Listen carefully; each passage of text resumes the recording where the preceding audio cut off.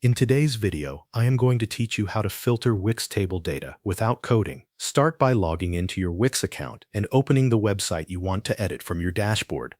Once you are inside the correct site, click Edit Site to open the Wix editor. Next, go to your dynamic item page. This is the page where content changes automatically based on the item being displayed from your CMS collection.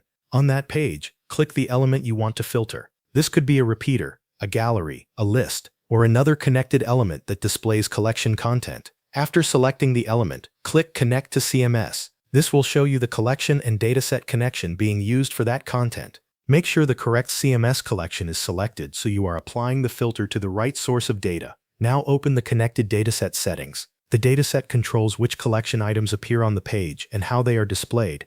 Inside the dataset settings, look for the option to add a filter and click Add Filter. At this point, choose the collection field you want to filter by. This field could be something like category, status, tag, date, or any custom field in your collection. After selecting the field, choose the filter condition that matches what you need. For example, you might set it to show only items that match a certain value, contain a specific word, or meet another condition available in the filter menu. Then enter or select the value you want to display. This tells Wix exactly which content should appear on the dynamic page for that connected element. Once the filter is set, save the dataset settings so the rule is applied. After saving, click Preview to test the page. This step is important because it lets you confirm that only the filtered content is being shown.